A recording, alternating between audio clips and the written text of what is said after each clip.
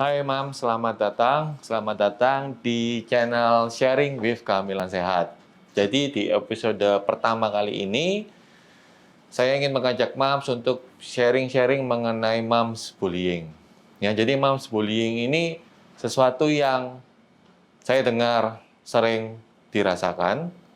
Ya, jadi izinkan saya untuk membagikan beberapa kisah dari Mams, para Mams yang di balik kehamilan sehat.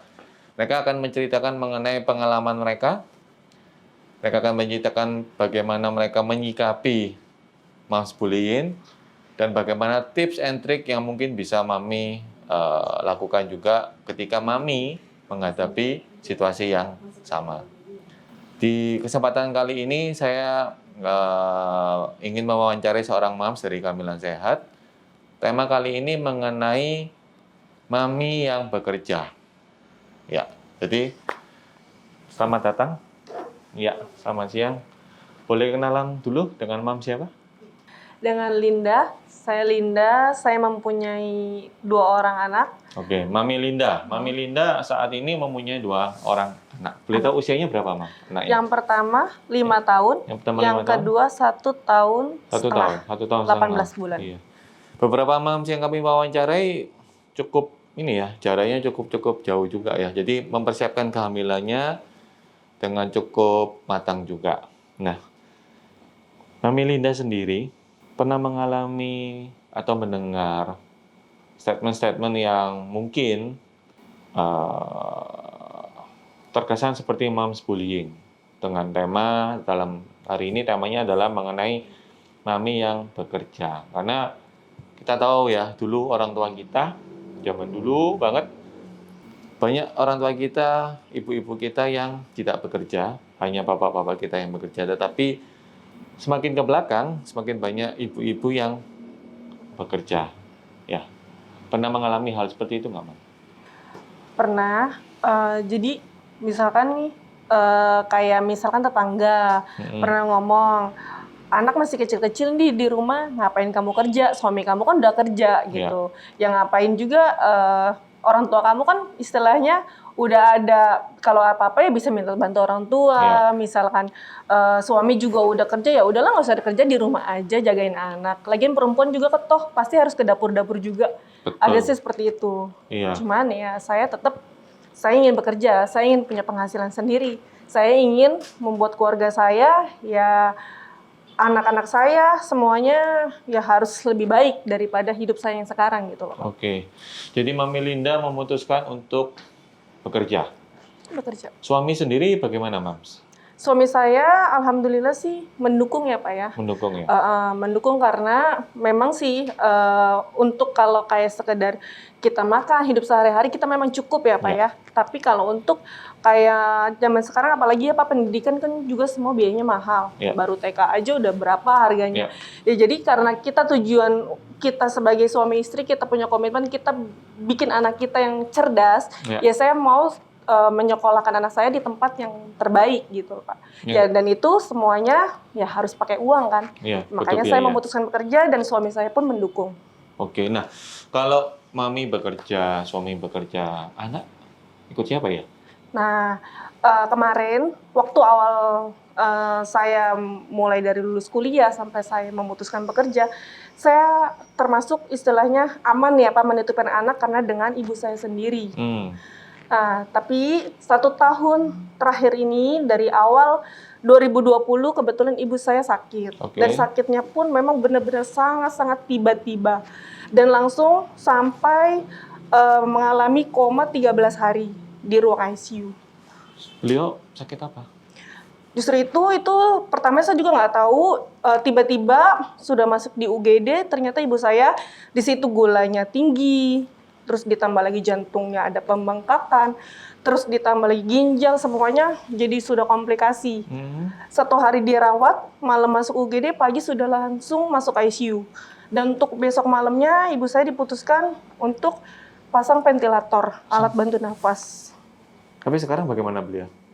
Untuk saat ini, alhamdulillah sudah membaik ya Pak ya.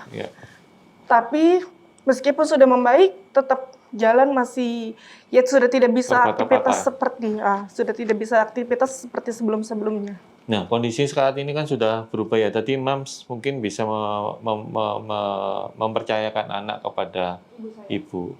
Sekarang ibunya lagi sakit. Nah, sekarang anaknya ikut siapa, Mam? Pertama saya juga bingung karena kan ya namanya menitipkan anak.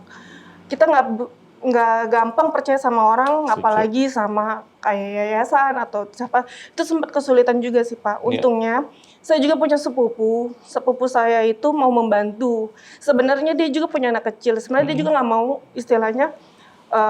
Saya juga nggak mau kerja dengan ngomong-ngomong anak orang gitu.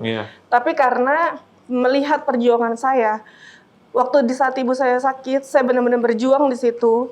Akhirnya sepupu saya memutuskan, ya udah, gue bantu lo gitu istilahnya. Nggak usah pikirin bayar berapa. Yang penting sekarang lu bisa kerja, lu bisa biayain rumah sakit ibu lu gitu. Ya udah, mulai dari situ saya juga diskusi sama suami. Akhirnya ya alhamdulillah udah berjalan berapa bulan sekarang. Anak saya juga ternyata diasuh dengan baik gitu sama beliau. Saya juga sangat berterima kasih sama sepupu saya itu. Gitu loh Pak. Oke Mama Linda, jadi kalau ditanya dari lubuk hati yang paling dalam, sebetulnya kalau bisa, apakah Mami Linda ini memang tetap ingin bekerja atau ada harapan lain? Kalau ditanya dari lubuk hati yang paling dalam, pada saat kondisinya lagi seperti ini, anak masih kecil, dengan 2 orang anak yang masih kecil, ditambah ibu saya juga yang kemarin sempat sakit, saya sempat ingin menyerah gitu loh Pak. Menyerah, ya udahlah nggak usah kerja lagi, rezekin juga nanti pasti dikasih sama Tuhan. Istilahnya seperti itu Pak. Cuma setelah benar-benar saya merasakan, ternyata nyari uang itu susah loh. Nggak segampang, misalkan kita lagi saat butuh, nggak semua orang bisa percuma-cuma ngasih kita pinjaman kayak gitu. Semuanya, intinya semua apapun memang diukur semua pakai uang gitu Pak. Kayak masa rumah sakit kita kita setuju dengan keputusan rumah sakit harus begini. Kita iya setuju, tapi kalau nggak ada uangnya tetap nggak dikerjain kan gitu loh Pak. Jadi setelah saya mikir seperti itu lagi, ya mau nggak mau saya harus semangat, saya harus tetap bekerja. Dan suami saya pun setuju, orang tua saya pun sangat mendukung itu. Karena kalau bukan saya, siapa lagi gitu loh Pak. Iya. Nah, ketika Mami sekarang sambil bekerja, sambil mengasuh orang tua dan anak, pernah kejadian nggak sih anaknya sakit gitu? Pernah. Kejadian. Terus, dan apalagi anak masih di bawah umur 5 tahun tuh pasti sering sakit ya Pak. Rentan sakit ya? Rentan sakit. Terutama anak saya yang kecil, kemarin juga mama habis sakit. Nah, kebetulan kata dokter juga anak ibu kena virus nih, butuh observasi 2 minggu gitu. Nah, itu sempat galau lagi. Sedangkan di tempat perusahaan saya mengharuskan saya harus ikut pelatihan leadership yang butuh waktu 2 hari. Tapi saya diberi lagi keyakinan sama suami saya. Karena kembali lagi semuanya saya udah komitmen dari awal. Saya harus bekerja, saya harus membantu orang tua saya harus untuk hidup lebih baik buat anak kita nanti. Ya, jadi suami saya mendukung sampai dia istilahnya rela 2 hari pulang cepet buat ngasuh anaknya. Wow, luar biasa ya. Ya, jadi buat para mami di sana mungkin bisa diikuti ya apa yang sudah Mami Linda jalankan. Cobalah diskusi, ngobrol baik-baik dengan suami. Suami saya selalu mendukung apapun itu. Ya, jadi mungkin langkah awalnya adalah menetapkan tujuan bersama dulu ya. Ini pernikahan, ini keluarga mau dibawa ke arah mana. Nah, dari situlah baru bisa didiskusikan bersama, dijalani bersama langkah-langkah yang perlu dilakukan sesuai dengan tujuannya. Betul ya Mami ya? Betul. Ya, dan jadi Mami Linda juga berarti sekarang juga harus mengasuh ibu ya? Iya, tapi sih tadinya waktu awal 1 atau 2 bulan pasca pulang dari rumah sakit itu benar-benar yang bed rest, nggak bisa aktivitas sama sekali. Saya bagi tugas dengan adik saya sih Pak. Misalkan pagi saya yang mandiin orang tua saya, sorenya adik saya. Terus juga saya nggak ada asisten rumah tangga juga ya, jadi kita benar-benar tim antara adik ipar, kakak ipar kan selama ini orang istilah kakak ipar, adik ipar ada yang nggak akur gitu loh Pak. Iya. Ya kalau kita, alhamdulillah saya mempunyai adik ipar juga sangat mendukung sekali gitu loh Pak. Jadi misalkan kakak mau kerja gitu, ya udah kakak kerja aja nggak apa-apa, nanti aku yang jagain mama gitu. Dan maaf sampai istilahnya buang kotoran mama semua nggak ada, kita nggak ada geli-gelian sih Pak. Wow. Bener-bener kita tim keluarga yang Iya. jadi saya makin istilahnya, oh berarti gue memang benar-benar harus bekerja karena semua keluarga mendukung gitu loh Pak. Ya, oke. Nah, ini agak unik ya. Yang saya dengar, yang saya sering amati, ya kalau sesama saudara akur itu mungkin sudah biasa ya. Ini adik ipar ini berarti kan bukan saudara ya? Adik ipar ya istri adik saya. Iya. Nah, Artinya bukan saudara kandung Bukan, kan? bukan. Biasanya kalau kita akur sama saudara kandung itu kan sesuatu yang lumrah ya. Tapi bisa akur dengan ipar-ipar itu sesuatu yang mungkin butuh effort ya. Bisa diceritain nggak, Mam? Kok bagaimana itu ceritanya? Apa memang dari dulu? Enggak, adik ipar saya kan istilahnya usianya juga masih muda ya Pak sebenarnya. Dia juga memang sudah mempunyai 2 putra juga. Ya. Cuman maksudnya saya itu kadang-kadang ya kadang ada antara iparan itu suka ada selisih gimana. Cuma saya berusaha bersikap di situ, saya yang lebih dewasa. Saya jadi kayak istilahnya saya harus ngalah dulu gitu. Saya ikutin ininya dia lah gitu. Saya ngertiin dia dulu. Nggak apa-apa istilahnya sakit-sakit dikit, tapi yang penting dia saya bisa dan di saat dia marah pun saya nggak pernah balik marah gitu loh Pak. Oke. Misalkan saya pernah dengar omongan ada yang begini tapi saya nggak pernah saya tanggepin, saya selalu bersikap baik sama dia. Berapa lama itu, Mam? Apa aja Pak? Proses mingle dengan adik ipar ini. Sampai adik ipar sekarang posisinya mau membantu Mami. Sudah berapa lama menjadi adik ipar? Sekarang anaknya sudah 6 tahun Pak. Oh, sudah 6 tahun ya. Sudah Jadi 6 itu bukan ketemu langsung akur ya. Enggak, tetap Ada proses ya. butuh proses karena kan ya usia yang masih muda masih labil lah Pak. Iya. Tetap aja ada nggak cocoknya ya, kadang Pasti ya. ada iri, ada apa segala macam, tapi itu semua saya sih selalu bersikap gimana caranya saya yang harus berpikir gitu, saya menjernih dan saya harus yang mengalah. Oke, Gitu. sebagai yang lebih tua ya. Iya, seperti Mengayomi. Iya. Kurang lebih begitu ya. Iya. Jadi akur itu pun juga bukan kerjaan setahun 2 tahun ya mungkin ya. Iya. Melalui proses ya. Butuh keras. Berbagai peristiwa. Itu main hati kadang. Main hati. Ada makan hatinya. Iya. Nah, apa nih yang membuat Mami Linda kuat mau menjalani proses-proses begitu tuh? Yang membuat saya kuat ya 2 anak saya sih Pak. Apa hubungannya 2 anak Mami dengan Karena akur dengan adik ipar, kakak ipar? terutama gini sih Pak ya, di saat anak semua itu terpikir di saat anak saya tidur sih Pak. Misalkan saya udah capek, lelah, udah batin misalkan di tempat kerja, batin dengan keluarga, ini segala macam. Tapi kalau saya setiap lihat 2 anak saya tidur, melihat wajahnya yang tanpa dosa, itu membuat saya benar-benar saya harus semangat buat dia Pak.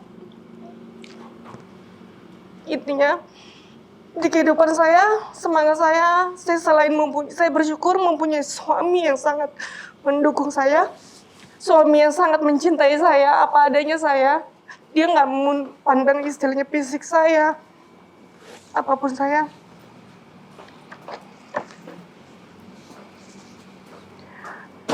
Pokoknya di saat misalkan kita lagi ribut bener-bener hebat banget Pak, itu anak semuanya yang ngelunturin itu gitu loh Pak. Iya. Jadi anak saya sih semuanya Sumber kekuatannya. semuanya sumber kekuatan dari saya, semangat saya bekerja, semangat saya mengurus orang tua saya, semangat pokoknya saya nggak pernah dendam sama orang, saya baik sama orang, itu semua anak saya karena anak saya. Itu yang menguatkan Mami Linda. Ya. Ya, jadi buat mami-mami mungkin yang sekarang lagi hamil, anak pertama, itulah keajaiban seorang anak. Anak itu bisa merubah, bisa memberikan kita kekuatan yang tidak terlihat, tetapi terasa sekali. Kurang lebih begitu ya. Oke. Nah, Mami, jadi